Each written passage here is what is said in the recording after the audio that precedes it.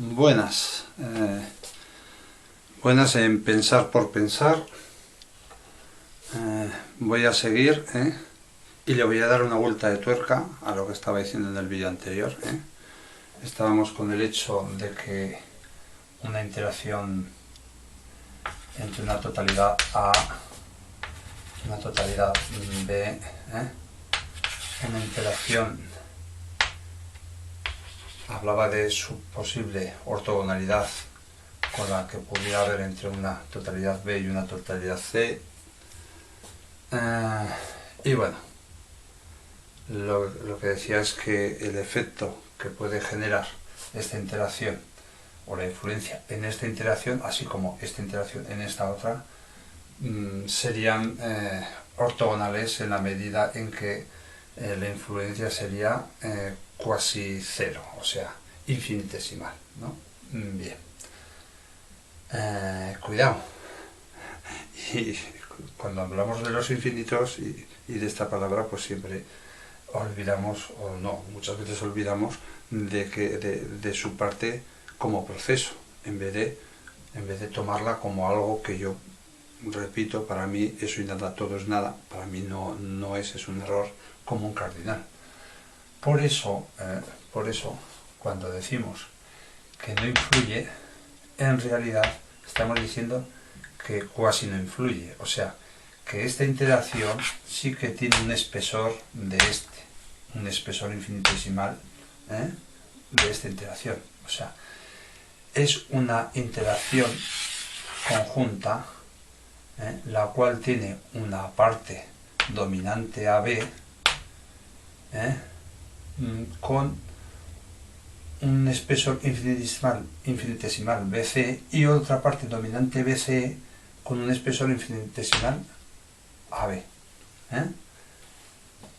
Esto que genera un tratamiento de continuidad, lo que hace es meterlo todo en un estado o proceso de interacción o de asimilación entre totalidades conjunto, común, ¿no? Que tiene sus diferenciaciones, ya que en realidad no hay un rotundo no influye, un rotundo no le influye tampoco a el otro, no, siempre influye mínimamente, lo menos posible, o sea, de manera infinitesimal, o sea, un proceso casi nulo, pero existe, está ahí. No es lo mismo 1 partido infinito que 0, no lo es. Aunque he oído a mucha gente decirlo que sí, pero no, 1 partido infinito no es 0. No es 0. No. Es mayor de 0. Siempre será mayor de 0. Y esto es fundamental. Porque nunca llegarás a 0 haciendo cada vez más pequeño el proceso. Nunca llegarás a 0. Siempre existirá parte de ese proceso. Entonces, el proceso en sí, AB, tiene una infinitésima parte en cada unidad propia de influencia del proceso BC, que él a su vez es una infinitésima parte de todo el proceso, por unidad de proceso es una infinitésima parte de todo el proceso, pero cada vez cada infinitésima parte de ese proceso tiene una influencia infinitésima de cada unidad AB de proceso. O sea, lo que hemos dicho antes de que sería un infinito al cuadrado. Esto es porque estamos tomándolos precisamente teniendo en cuenta el espesor de influencia de un proceso en el otro, tomándolo todo en un mismo universo de procesos. Lo único que en realidad existen los procesos, porque no existen las totalidades ABC, ni existe ni existen sus respectivas nadas, de hecho es que serían nadas a la vez, no existe. Y claro, si hemos valorado esto de esta manera y hemos hablado de esto, ¿por qué? De esto me refiero el infinito al cuadrado. ¿Por qué cuando hemos puesto el ejemplo de cada interacción, por ejemplo de A con respecto a B, y los tomamos como unidades paralelas tal manera evitamos de poner, hemos puesto 1 pero podríamos poner n, m, da igual, pero bueno, vamos a limitarnos a esto. Y hemos llegado a esta conclusión. No estamos multiplicando también los infinitos, y en esta operación no los multiplicamos. Porque en realidad no está, o sea, este proceso y este otro proceso son vistos desde cada una de ellas. Pero no existe desde cada una de ellas esto. En realidad lo he utilizado para llegar a esto, al 1 al cuadrado AB. He llegado, para llegar a eso, he tenido en cuenta esto, pero esto no existe. Esto no existe porque esto, si no interaccionan, esto y nada, todo es nada. Ya que desde fuera de la interacción entre ambos, no hay nada. Y por lo tanto, esto sería nada y esto sería nada. Luego, si no hay interacción, olvídate de estos. Y la interacción precisamente consiste en esas partes infinitesimales, procesos inacabados a la vez, que interaccionen. Y esto es lo único que existe, entonces, la interacción, en la cual ya en cada parte infinitesimal no se asume a sí misma desde su totalidad y por lo tanto infinitesimal, sino que se asume con el valor que tenemos en cuenta aquí, ya que se asume como unidad, se asume el conjunto. Y por lo tanto los múltiplos de este conjunto serán los valores que le vamos a dar. Como unidad además que no puede ser menor, ya que estamos dándole el valor de un proceso que no acaba de reducirla. Esto es fundamental por el hecho de que sin embargo ya estamos hablando de una interacción y que también esta podría ser otra interacción. Perdón. Esta podría ser otra interacción.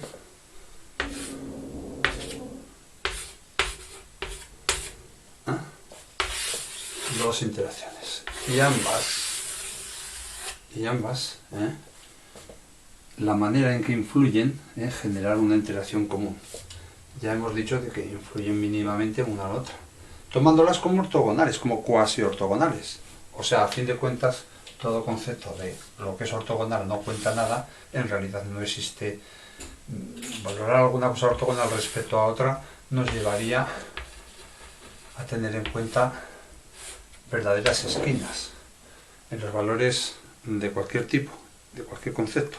O sea, habría una nada en vez de un proceso de reducir al mínimo, habría una nada en la cual saldría el valor completamente ortogonal, o sea, completamente ajeno desde una nada.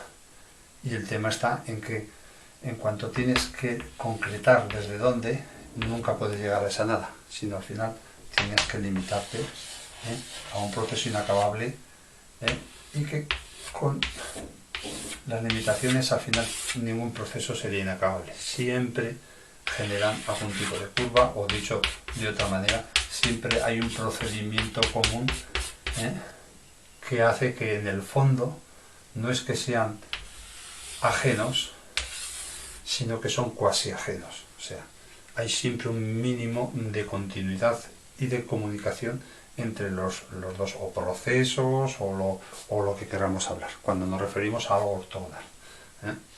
Esto luego, como criterio lógico en lo que concebimos como espacio, pues se mantiene, igual que se mantiene en sí, bueno, en cualquier cosa de la vida. De hecho, el hecho de necesitar un punto para decir que todo esto es completamente ortogonal, o sea, completamente indiferente, los valores estos no afectan a estos, y viceversa. Esto en sí, en cualquier cosa de la vida, tenemos que recurrir siempre a números o valores discretos, ¿no? Como los números naturales, etcétera. Pero a la vez, todo ese concepto, si llegamos a profundizar hasta lo más elemental de ello, resulta de que no somos capaces de generar algo discreto, sino es solamente como una construcción con unos axiomas completamente arbitrarios por nuestra parte en nuestro cerebro. Porque si los ejemplos los ponemos a una realidad, la que sea, descubrimos de que todas las realidades llevan algún tipo de continuidad de un tipo u otro que comunican las cosas unas con otras y por lo tanto no son del todo discontinuas, no son del todo discretas en sí. Esto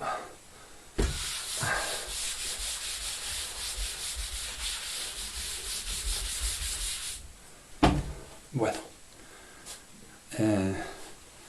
esto esto también normalmente todas estas cosas que estoy diciendo yo parece que estoy loco, ¿no? Que estoy bastante ido, ¿no? De encerrar. Bueno, hace muchos años, incluso más allá de Pitágoras y muchos otros que ni siquiera habrá escrito, seguro que habría mucha gente que se metería en cosas, no digo concretamente estas, pero en razonamientos lógicos bastante abstractos, y que yo no sé si entonces se les podría considerar un poco majadetas o algo así o no, o simplemente pues se les tendría en cuenta para cosas que a fin de cuentas no deja de ser un entrenamiento mental, aparte de encima lo productivo que pueda ser, y para cosas que al final puedan llevar a algo práctico o no. Pero algo tenían, digamos, de símil con esto, igual bastante. Y es que esto está partiendo de lo más elemental y fundamental, de los razonamientos más elementales y fundamentales. Desde dentro, o sea, no desde la inducción hacia ellos de cosas exteriores a nuestro pensamiento, no desde la naturaleza, sino desde dentro. Porque hace tantos y tantos años la naturaleza podría llevar a muchos equívocos a la hora de interpretar cosas tan profundas y tan elementales a la vez, ya que como es tan sumamente compleja y para llegar ahí desde esto básico hace falta un recorrido tan bestial, pues desde luego no puedes tomar las cosas desde esta base basándote en la naturaleza. Entonces hacían ese juego de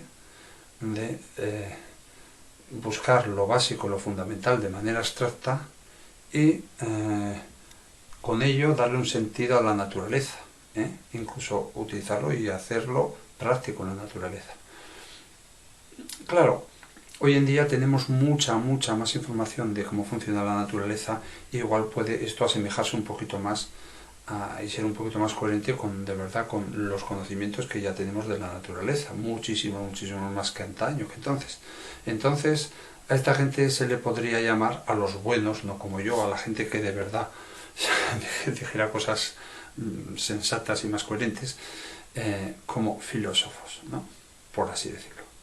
Y tenían, pues eso, tenían su corrito de conciudadanos que les seguían en los pensamientos y que intentaban también ellos ir avanzando y todo eso. Había unas corrientes de pensamiento, ¿no?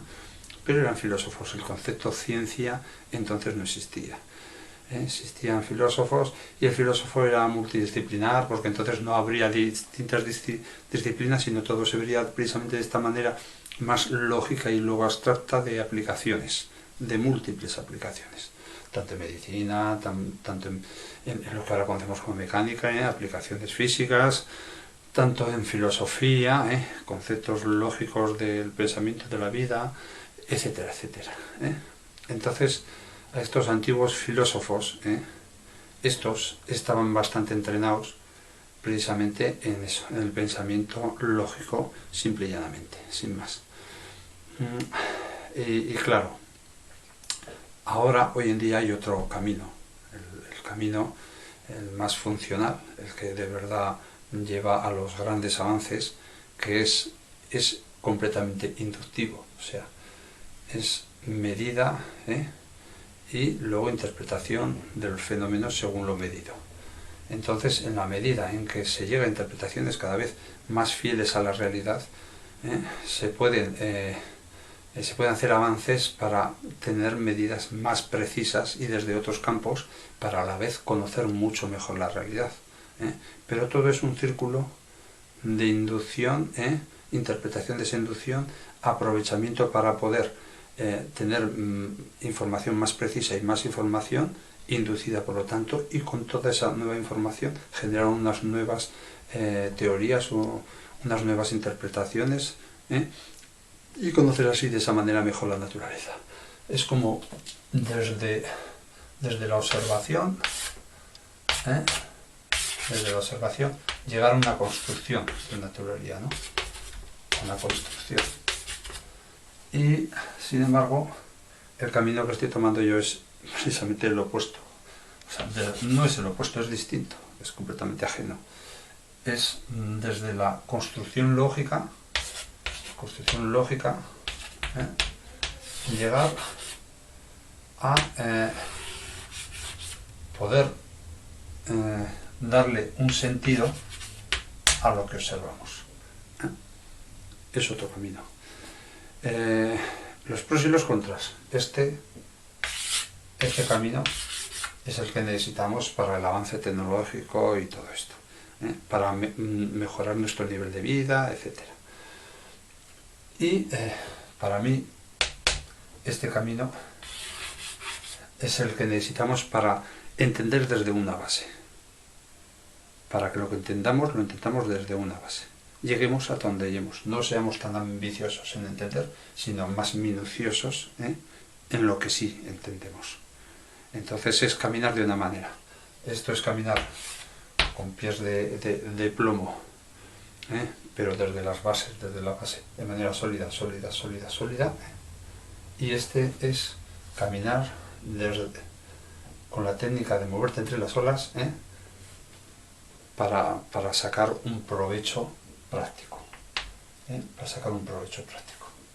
La práctica.